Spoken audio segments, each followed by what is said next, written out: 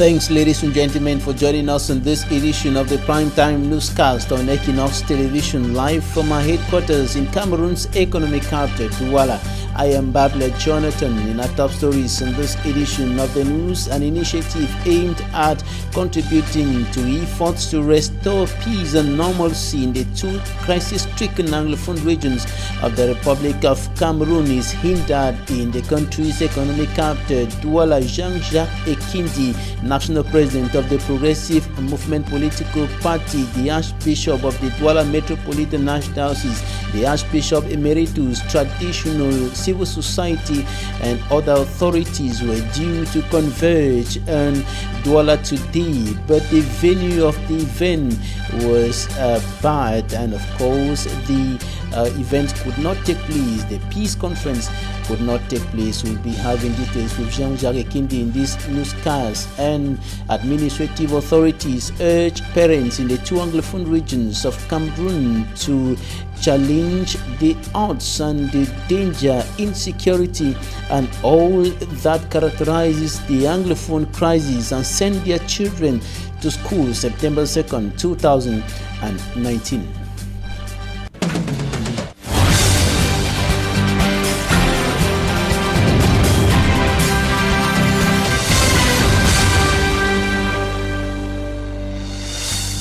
We begin this newscast in Kumban. We're going to be talking about back to school. September 2nd is some few days from now, but uncertainty, fear, and of course danger continues looming over the Anglophone regions of the Republic of Cameroon, the northwest and the southwest regions hit by socio-political and security tensions for close to 3 years today, affecting education.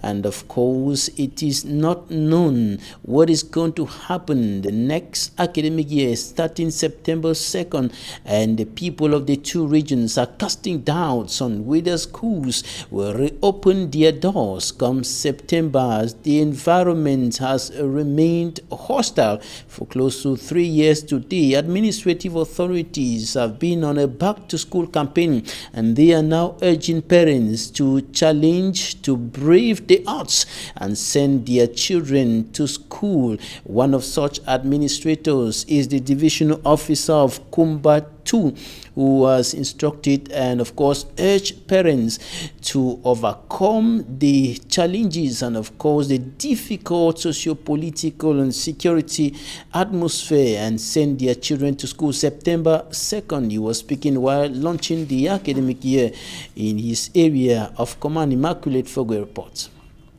The steam usually felt in most schools in the two English-speaking regions of Cameroon 1 month to the start of the new academic year has completely died down. A case in point is Kumba, located in the Meme Division, southwest region of Cameroon. 4 days to the official start of the new academic year, most campuses found in this area have been deserted, with grass occupying school premises and equally accommodating domestic animals. In a bid to revive the steam that used to be experienced in schools before the start of the ongoing Anglophone crisis, the divisional officer for Kumba 2, Kinangwana, visited the Kumba 2 Basic Education Inspectorate, calling on parents to brave the odds by sending their children to school.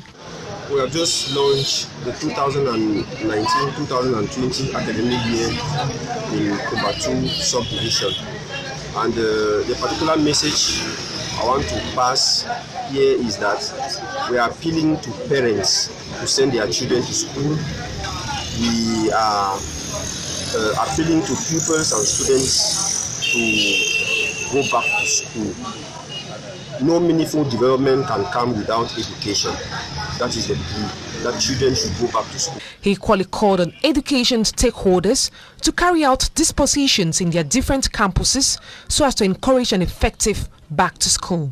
And in fact, it's just 2 weeks ago that we held a meeting here with all the stakeholders who indicated that they are very ready for schools to start. So during this meeting, I've instructed head teachers, all the educational stakeholders of Kumba 2 subdivision to put in place all dispositions to ensure that the school campuses are clean, so that children can effectively start classes on the 2nd of September 2019. It remains uncertain if classes will effectively begin in the conflict-hit northwest and southwest regions come September 2nd, 2019. Most parents have advanced insecurity as a major concern with regards to effective back-to-school for the 2019-2020 academic year. And the uncertainty is spilling over to regions close to the northwest and the southwest regions of Cameroon. I'm talking about the littoral and the west regions of the country, in localities close to the borders with the crisis-stricken regions. Uncertainties looming over the next academic year, and one of such localities is NTONGWE, where there have been some sporadic incursions by separatist fighters, and of course the people in that locality and other localities close to the border with the two regions are living in fear and uncertainty. Details with EQUINOXE. On board this overloaded vehicle are locals in NTONGWE village in the Manual division of the West region of Cameroon, next to Lebialem in the restive southwest region. They flee their locality for fear of possible greater armed battle between pro-independence fighters and the military. According to this man, security of children during back to school is uncertain as lockdown announced in the southwest region is sure to affect the neighboring village as gun battles are common. Most of those leaving are children to seek admission in safer cities.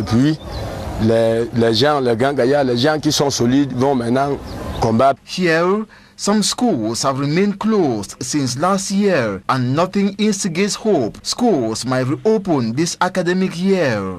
Even security measures taken do not assure parents of security of their children. L'année passée, on a commencé l'école. Last year, gunshots scared children who escaped the school to continue education elsewhere. That is how the school year ended. Villagers equally escaped to peaceful towns. Meantime, we are not sure if the school will go operational this year, despite the presence of the military.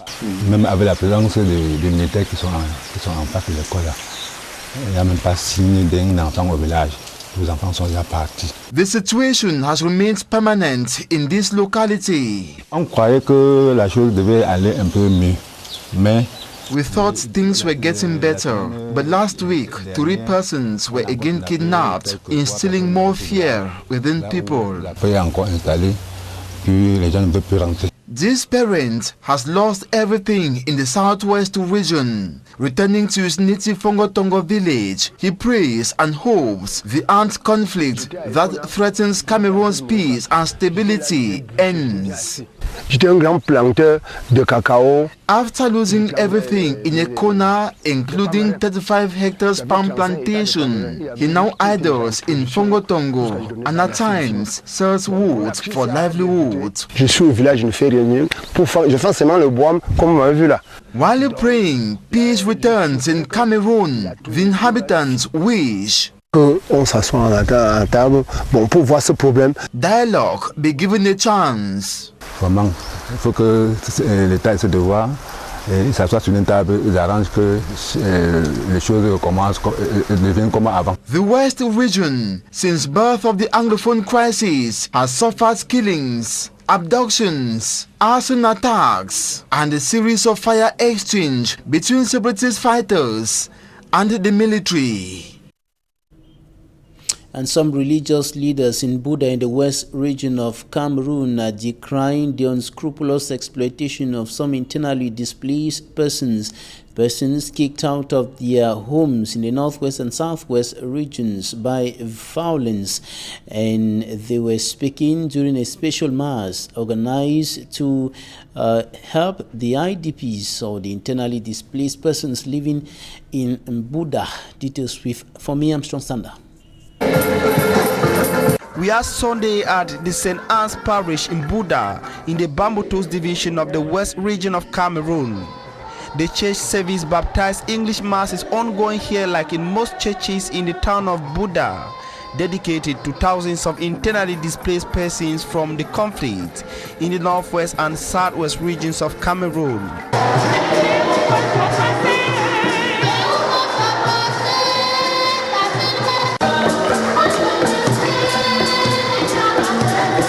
Ils n'ont pas à manger. Church leaders say the Mass in English was necessary as it was an occasion to commune and help internally displaced persons residing in the town of Buda. The man of God said the church stands as home for all children of God who should not be behind bar benches each time they find themselves in the town of Buda. Même manger, ça nous dépasse. Family heads in Buda say they now have many mouths to feed as their relatives keep running away from the war in the Anglophone regions of Cameroon. Actually, I've received 7 people in my house. Actually, they are right in my house now. I'm here to look for their uniforms. So it's not easy because things are not moving well in that side, and to receive strangers or family members in your house right now is not easy. Buda has also experienced an increase in its population, but religious leaders decry what they qualify as exploitation of internally displaced persons by unscrupulous landlords. Buda, situated some kilometers away from Bamenda, chief town of the northwest region of Cameroon, is the most preferred destination for internally displaced persons of the war in the northwest and southwest regions.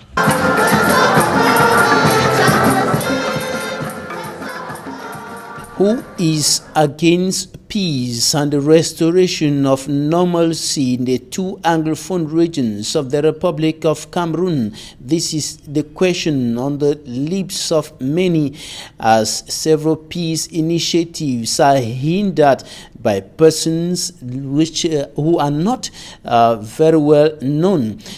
Peace initiative by Jean-Jacques Ekindi, president of the Progressive Movement political party, the Archbishop of the Douala Metropolitan Archdiocese, Samuel Kleda, and of course the Archbishop Emeritus of the Douala Metropolitan Archdiocese of the Roman Catholic Church, Cardinal Tumi, traditional, religious, and of course civil society leaders here in the economic capital Douala has been hindered, and of course today they were supposed to hold a conference to discuss solutions to the Anglophone crisis here in Douala, but the venue of the event became inaccessible at the time of the event, even though the organizers brandish authorizations given to them by the divisional officer of the Douala 1 municipality. They were denied access into the conference hall,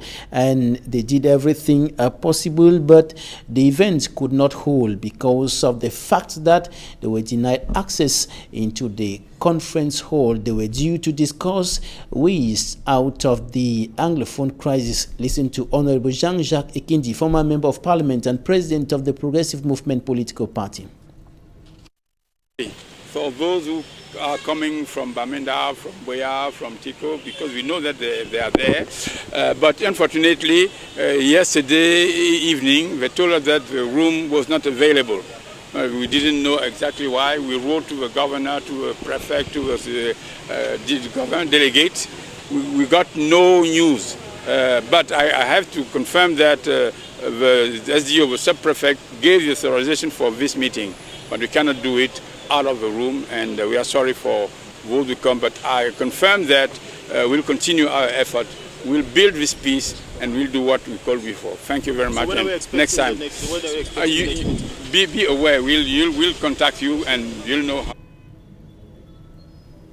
At least 4 localities in the Marwa 1 council area, far north region of the Republic of Cameroon, have been cut off from the central town. The lone bridge linking these localities to the central town collapsed Wednesday. Smanjikan Gabriel reports. The leftover of the Mizao Bauliol Bridge as seen by EQUINOXE camera Thursday.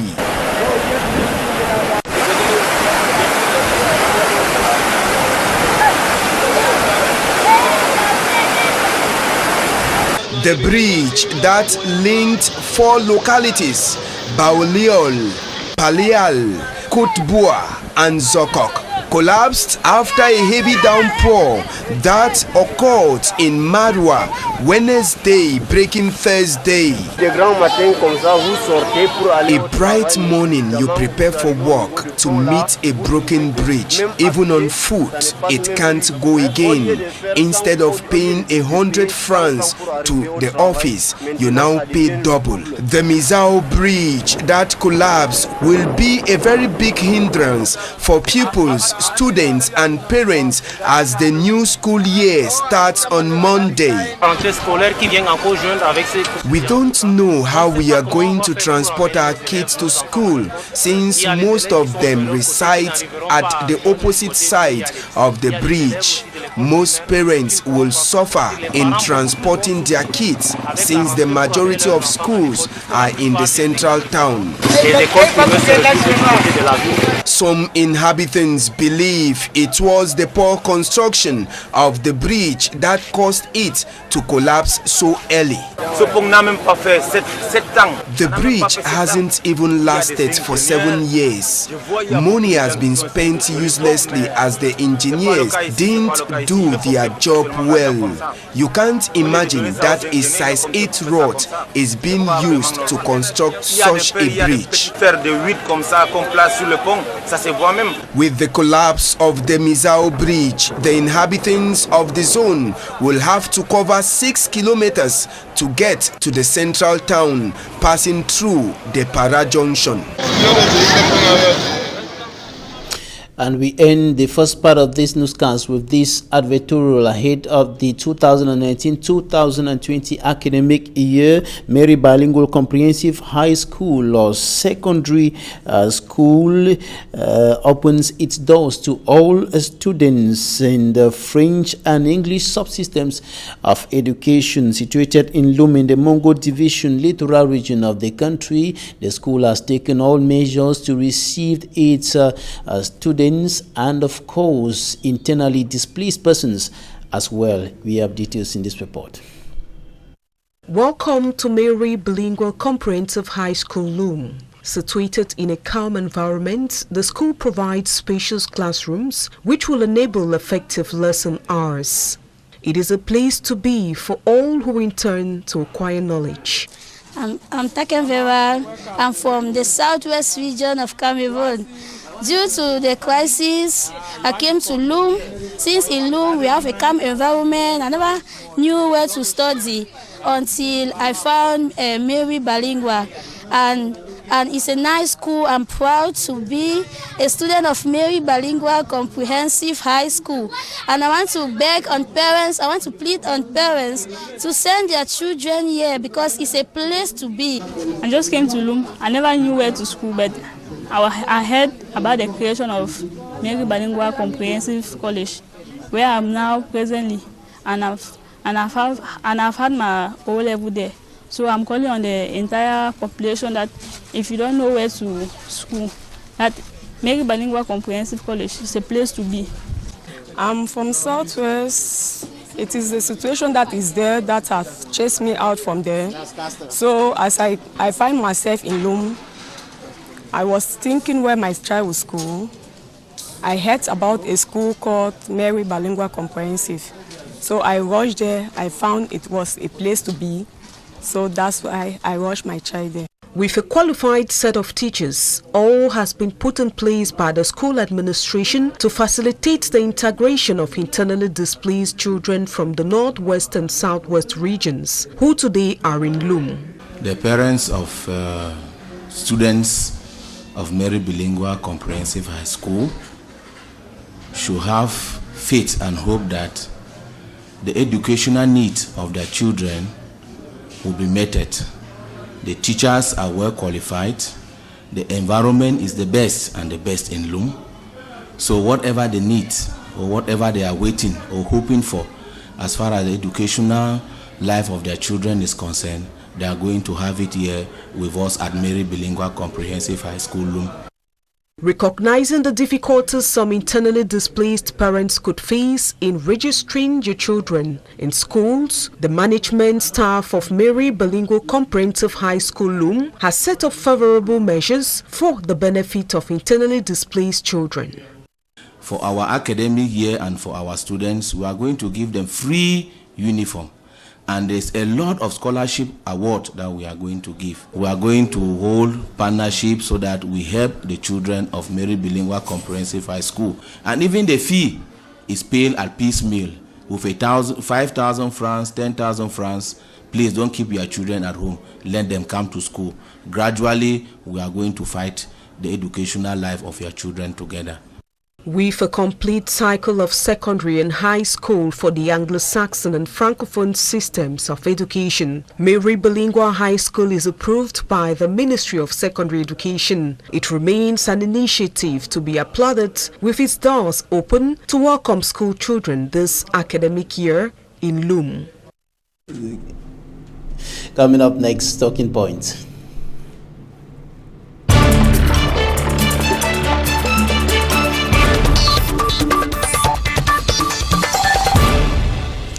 Thanks, ladies and gentlemen, for staying with us in Talking Points. We are receiving an education and career counselor. His name, EBWEKOH NTONGWE. You're welcome. Thank you very much. Thank you for having me on your program.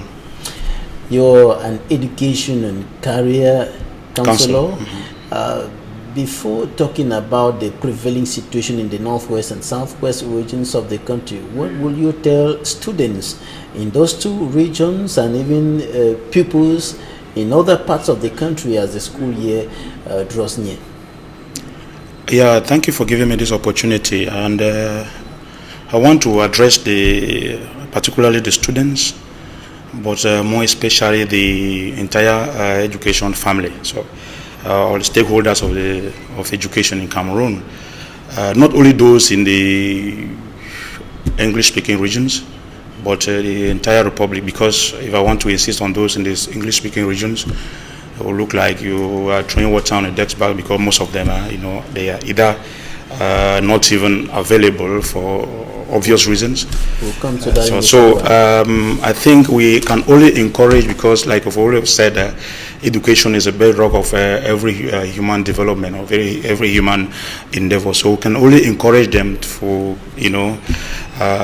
to start the school year, which has already started, and which is going to take full-fledged on the 2nd of September. We can only wish them well. All right.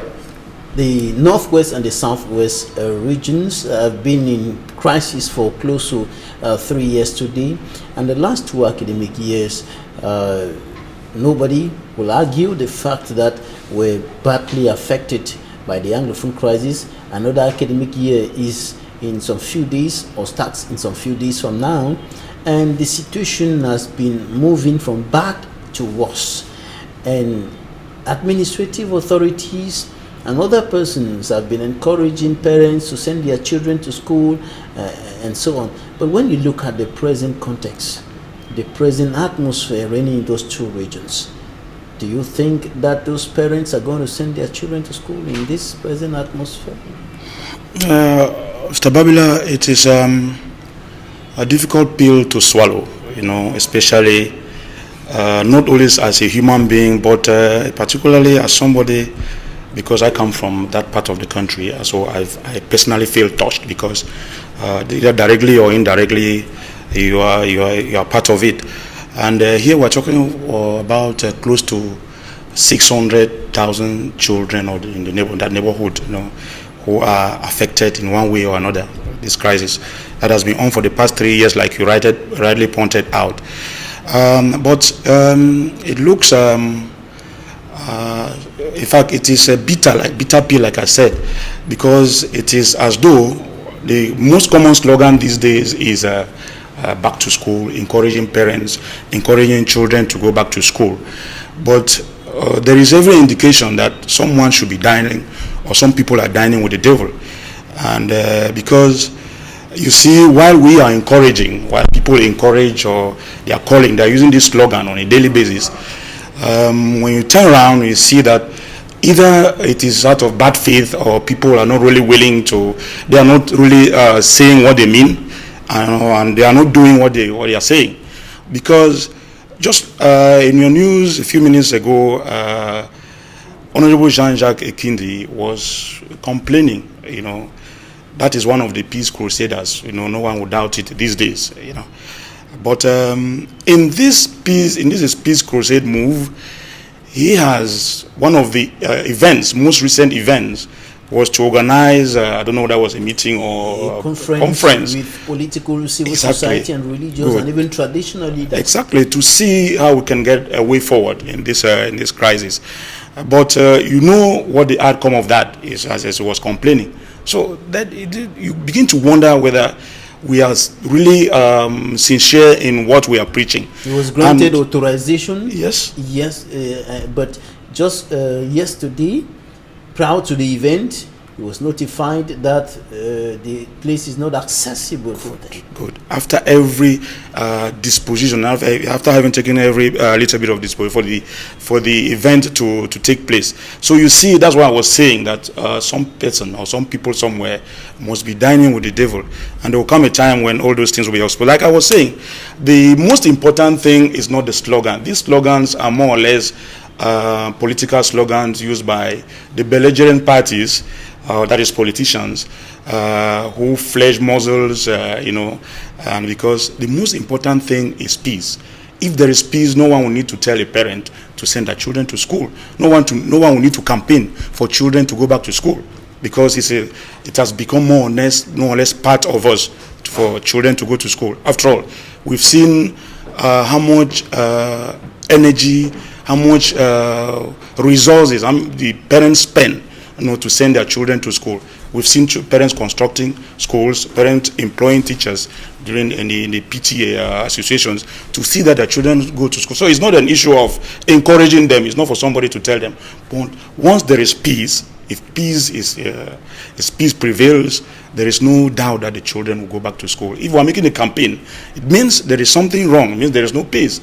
And the parents and children, especially in those regions, seem to be, hanging between the lion's den and the deep blue sea. So it becomes very, very difficult. I don't think nobody wants to encourage a parent. It's not necessarily having to encourage them.